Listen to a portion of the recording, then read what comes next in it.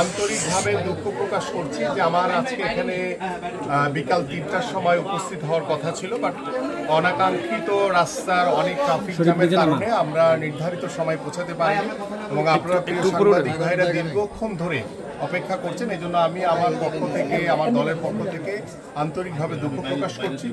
এবং আজকে আমরা যেখানে উপস্থিত হয়েছি, আমাদের ফুটবলার সোহান, ওর যে বিস্ময়কর যে প্রতিভা দেখলাম, ওর ফুটবলের প্রতি যে ওর ভালোবাসা, ভালো লাগা এবং ওর বাবার যে সোহানকে একজন বড় ফুটবলার হওয়ার যে স্বপ্ন দেখছে, আমাদের মাননীয় ভারপ্রাপ্ত চেয়ারম্যান জনাব তারেক রহমানের নজরে যখন এই ভিডিওটি দৃশ্যমান হয়, তিনি তাৎক্ষণিকভাবে আমাকে নির্দেশনা দিয়েছেন যে আমরা এই সোহানের পড়াশোনা থেকে শুরু করে ওর খেলাধুলার সকল দায় দায়িত্ব আমাদের মাননীয় ভারপ্রাপ্ত চেয়ারম্যান জনাব তারেক রহমান নিয়েছেন এবং পারিবারিকভাবেও তার যেই পাশে থাকার জন্য আমার দল, আমাদের বাংলাদেশ জাতীয়তাবাদী দল বিএনপি এই সোহানের পরিবার এবং সোহানের বাবার পাশে রয়েছে।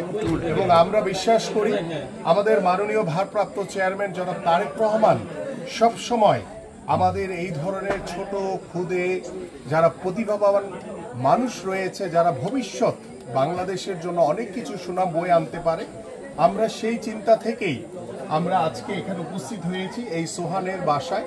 এবং আমরা একটি বিষয় আপনাদের কাছে উল্লেখ করতে চাই যে আপনাদের সকলের মনে আছে আমাদের শহীদ রাষ্ট্রপতি জিয়াউর রহমান তিনি নতুন করে একটি অনুষ্ঠান শুরু করেছিলেন, সেই ৮০ দশকের কথা বলছি আমি। সেখানে দেখা গেছে যে আমাদের সাংস্কৃতিক অনেক, কেউ আবৃত্তি, কেউ নাটক, কেউ বিভিন্ন সাংস্কৃতিক অনুষ্ঠানের মাধ্যমে আমরা সেই ট্যালেন্ট তুলে এনেছিলাম। ঠিক তেমনি ভাবে আমাদের মাননীয় ভারপ্রাপ্ত চেয়ারম্যান জনাব তারেক রহমান ইতিমধ্যে আমাকে বলেছেন যে আমরা নতুন করে ব্র্যাকেটে আমাদের ক্রীড়া স্পোর্টস থেকে আমাদের সারা বাংলাদেশের যারা খুদে প্রতিভাবান ফুটবলার রয়েছে, ক্রিকেটার রয়েছে, বিভিন্ন স্পোর্টসে যারা প্রতিভাবান খেলোয়াড়রা রয়েছে, তাদেরকে আমরা সারা বাংলাদেশ থেকে তুলে নিয়ে এসে তাদেরকে জাতীয় পর্যায়ে আমরা সরকারিভাবে, আল্লাহ পাক যদি আমাদেরকে আগামী নির্বাচনে এদেশের জনগণের ভোটে নির্বাচিত করে, আমাদের মাননীয় ভারপ্রাপ্ত চেয়ারম্যান জনাব তারেক রহমান ইতিমধ্যে বাংলাদেশে ক্রীড়াঙ্গনকে নিয়ে তিনি নতুনভাবে স্বপ্ন দেখেছেন এবং তিনি প্রথমেই যে বিষয়টি উল্লেখ করেছেন যে আমরা প্রত্যেকটি প্রাথমিক বিদ্যালয় থেকে শুরু করে আমরা বেসরকারি বিদ্যালয়, হাই স্কুলগুলোতে আমরা ক্লাস 4 থেকে প্রত্যেকটি, বিশেষ করে আমরা অলিম্পিক গেমসে কিংবা আমাদের সাউথ এশিয়ান গেমস কিংবা আমাদের সাব গেমসে যেই ধরনের ইভেন্টগুলোতে বাংলাদেশের ভালো কিছু করার সুযোগ রয়েছে, সেই ইভেন্টগুলোকে আমরা প্রত্যেকটি স্কুলে, বিশেষ করে আমরা 5টি ইভেন্টকে টার্গেট করে প্রত্যেকটি স্কুলে বাধ্যতামূলক করব এবং সেই খেলাধুলার মাধ্যমে আমরা আমাদের ভবিষ্যৎ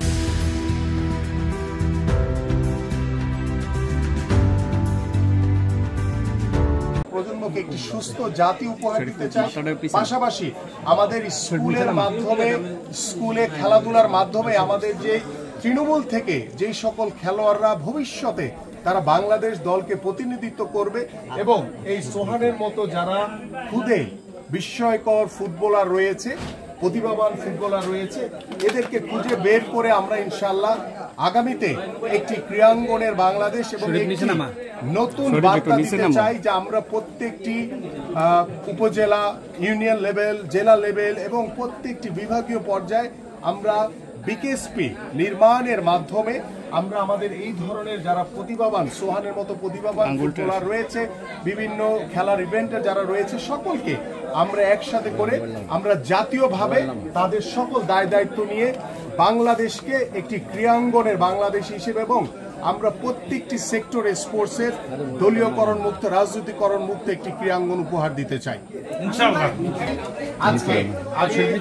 সোহানের জন্য ওর খেলার বুট, ওর জার্সি, ট্রাউজার, ওর সিঙ্গার, ফুটবল সহ কিছু উপহার সামগ্রী সোহানের জন্য নিয়ে এসেছি এবং পাশাপাশি ওর পরিবারের পাশে আমার হাতে কিছু আর্থিক কিছু সহযোগিতা আমি সোহানের বাবাকে করে যাচ্ছি এবং প্রতি মাসে আমাদের মাননীয় ভারপ্রাপ্ত চেয়ারম্যান ওর জন্য প্রতি মাসের 5 তারিখের ভিতরে একটি সম্মানজনক অ্যামাউন্ট তিনি পাঠাবেন যেটি ওর পড়াশোনা, ওর খেলাধুলা, পাশাপাশি ওর পরিবারও যাতে আর্থিকভাবে সেই সচ্ছলতা ফিরে পায়, সে বিষয়ে আমরা ইতিমধ্যে সিদ্ধান্ত নিয়ে এসেছি এবং ইনশাআল্লাহ আমরা আগামী মাস থেকে সোহানের পাশে আল্লাহ পাক যতদিন আমাদেরকে বাঁচিয়ে রেখেছে ইনশাআল্লাহ বাংলাদেশ জাতীয়তাবাদী দল বিএনপি সবসময় এই সোহান এবং সোহানের পরিবারের পাশে সবসময় থাকবে।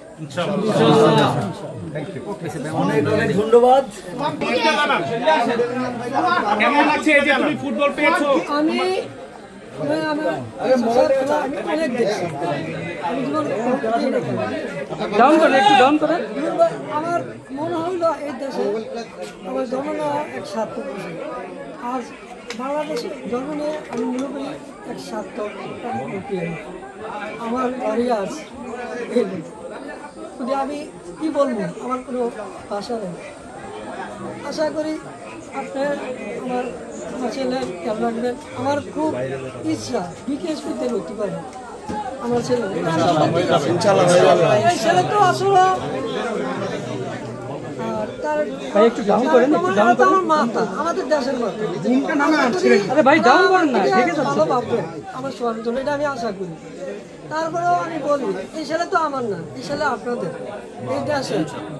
এই দেশের সম্পদ। আপনারা সরকার মিলে অনেক বিকেএসপি করতে পারে, ভালো একটা কিছু করে দিন, এটাই আমার আছে। জার্সি পাইছো, বুট পাইছো, ব্যাগ পাইছো, এটা বলো। আমিনুল আঙ্কেলকে ধন্যবাদ।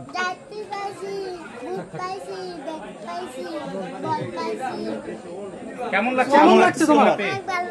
সোহান, তোমার বড় হয়ে কি হতে চাও তুমি? কার মতো হতে চাও? মেসির মতো। এখন এগুলা তো পাইছো, এখন ঠিক মতো প্র্যাকটিস করতে পারবা?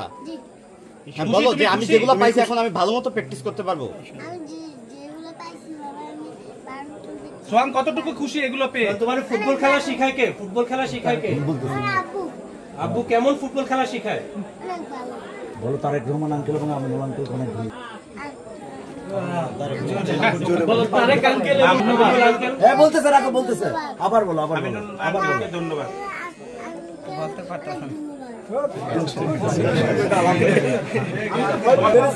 তোমাকে কে দিয়েছে? আমিনুল আঙ্কেল।